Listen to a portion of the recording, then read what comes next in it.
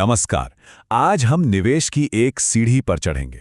एक ऐसा सफर जो सेविंग्स अकाउंट से शुरू होता है और सीधे शेयर बाजार की ऊंचाइयों तक जाता है। हमारा मकसद बस ये समझना है कि कोई अपना पैसा अपने लिए और ज्यादा मेहनत करने पर कैसे लगा सकता है। तो चलिए सबसे पहले एक बहुत ज़रूरी सवाल से शुरू करते हैं। क्या हमारा पैसा हमारे लिए उतनी मेहनत कर रहा है जितनी उसे करनी चाहिए? अक्सर होता ये है कि लोग पैसा कमाते हैं, उसे बैंक में रख देते हैं, पर क्या वो वहाँ बैठे बैठे सच में बढ़ रहा है? जरा इस फर्क को देखिए। एक तरफ है सेविंग्स अकाउंट जो बमुश्किल 5% का रिटर्न देता है, और दूसरी तरफ है म्यूचुअल फंड जो औसतन 15 से 20% तक का रिटर्न दे सकता है। ये जो जमीन आसमान का अंतर है ना, यही किसी को भी निवेश की सीढ़ी चढ़ने के लिए सोचने पर मजबूर करता है। तो चलिए देखते हैं कि हम किन 5 पड़ावों से गुजरेंगे। पहले समझेंगे कि बचत कम क्यों होती है, फिर एसआईपी, म्यूचुअल फंड और शेयर्स के बारे में बात करेंगे, और सबसे आखिर में ये पता लगाएंगे कि किसी के लिए सही लेवल कौन सा है। तो पहला पड़ाव, किसी की बचत असल में घटती क्यों है? देखिए, यहाँ पारंपरिक बचत के तरीकों की सीमाओं को समझना बहुत ज़रूरी है। ये निवेश की सीढ़ी का कह सकते हैं सबसे निचला पायदान है। अच्छा, सेविंग्स अकाउंट से एक कदम बेहतर ऑप्शन है फिक्स्ड डिपॉजिट यानी एफडी। यहाँ करीब करीब 9% तक का रिटर्न मिल सकता है, जैसा कि सोर्स में भी बताया गया है। लेकिन सच तो ये है कि ये भी बस सीढ़ी का पहला दूसरा डंडा ही है, इससे ज्यादा कुछ नहीं। तो अब आते हैं सीढ़ी के अगले कदम पर, जो है एसआईपी। ये असल में म्यूचुअल फंड में इन्वेस्ट करने का ही एक बहुत ही डिसिप्लिन्ड और ऑटोमेटिक तरीका है। ये खासकर उन लोगों के लिए बेहतरीन है जो अभी अभी शुरुआत कर रहे हैं। तो एसआईपी यानी सिस्टमैटिक इन्वेस्टमेंट प्लान आखिर है क्या चीज़? देखिए, ये एक ऐसी योजना है जिसमें एक फिक्स्ड अमाउंट हर महीने या तय समय पर किसी के बैंक अकाउंट से कट के चुने हुए म्यूचुअल फंड में अपने आप इन्वेस्ट हो जाता है। मतलब सब कुछ ऑटोमेटिक। प्रोसेस बहुत सिंपल है। बस एक फंड चुनना है, एक फिक्स्ड अमाउंट तय करना है, और फिर निवेश अपने आप होता रहेगा। इसमें औसतन 8 से 10% का रिटर्न मिल सकता है। और इसका एक बहुत बड़ा फायदा है रुपी कॉस्ट एवरेजिंग। मतलब जब बाजार नीचे होता है तो उसी पैसे में ज्यादा यूनिट्स मिल जाती हैं, और जब बाजार ऊपर होता है तो कम। इससे लंबे समय में खरीद की लागत एवरेज हो जाती है। और सबसे अच्छी बात क्या है जानते हैं? जैसा कि सोर्स में भी बताया गया है, कोई भी सिर्फ 500 रुपए जैसी छोटी सी रकम से एसआईपी शुरू कर सकता है। यानी अब इन्वेस्ट करने के लिए बहुत सारे पैसों की जरूरत नहीं है।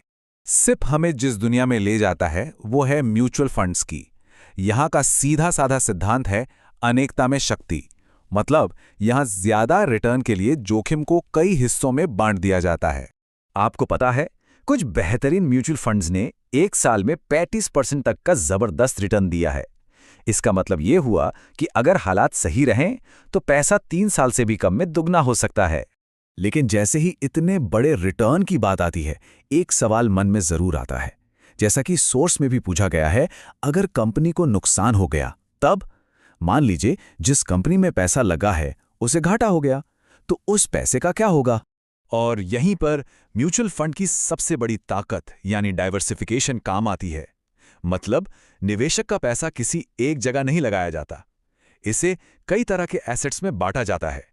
कुछ पैसा कंपनी के शेयर्स में, कुछ प्रॉपर्टी में, तो कुछ लोन के तौर पर दे दिया जाता है। इस बंटवारे का फायदा यह है कि अगर एक सेक्टर अच्छा नहीं कर रहा तो दूसरे सेक्टर का मुनाफा उस नुकसान की भरपाई कर सकता है, जिससे कुल मिलाकर रिस्क काफी कम हो जाता है। हालांकि 35% का रिटर्न मुमकिन है, लेकिन थोड़ा प्रैक्टिकल रहना भी जरूरी है। औसतन म्यूचुअल फंड्स 15 से 20% का एक बहुत ही मजबूत रिटर्न देते हैं, जो पारंपरिक बचत के तरीकों से कहीं कहीं ज्यादा हैं। और अब हम पहुंचते हैं इस सीढ़ी के शिखर पर, शेयर्स। यह निवेश की दुनिया की सबसे ऊंची चोटी है, और कह सकते हैं कि एक इन्वेस्टर की असली परीक्षा भी यहीं होती है। सोर्स में इसकी एक बड़ी शानदार तुलना की गई है जो सारी बात एकदम साफ कर देती है। अगर निवेश एक पढ़ाई है तो शेयर्स यूपीएससी की परीक्षा की तरह है। ये सबके लिए नहीं है। सबसे जरूरी बात यह है, ये लेवल सिर्फ उन लोगों के लिए है जो बहुत ज्यादा जोखिम उठा सकते हैं, और अगर उनका पूरा निवेश डूब भी जाए तो उन्हें ज्यादा फर्क ना पड़े। अगर थोड़े से भी नुकसान से किसी की नींद उड़ जाती है तो ये जगह उसके लिए बिल्कुल सही नहीं है। तो अब जब हमने निवेश की पूरी सीढ़ी देख ली है, सबसे निचले पायदान से लेकर सबसे ऊंचे शिखर तक, तो अब आता है आखिरी और सबसे महत्वपूर्ण पड़ाव, अपना सही लेवल खोजना। यानी किसी के अपनी प्रोफाइल के हिसाब से सही रास्ता चुनना। ये स्लाइड पूरी बातचीत का निचोड़ है। देखिए, सेविंग्स अकाउंट बिल्कुल नए लोगों के लिए है। एफडी जो बहुत सतर्क रहना चाहते हैं उनके लिए है। सिप एक अनुशासित शुरुआत करने वालों के लिए एक बेहतरीन ऑप्शन है। म्यूचुअल फंड उन लोगों के लिए है जो ग्रोथ चाहते हैं, और शेयर्स वो सिर्फ और सिर्फ अनुभवी निवेशकों के लिए हैं।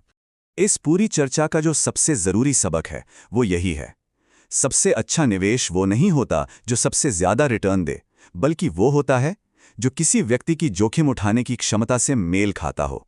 तो अब जब ये पूरी सीढ़ी हमारे सामने है, तो ये सोचने का समय है कि अगला कदम कौन से पायदान पर रखा जाना चाहिए।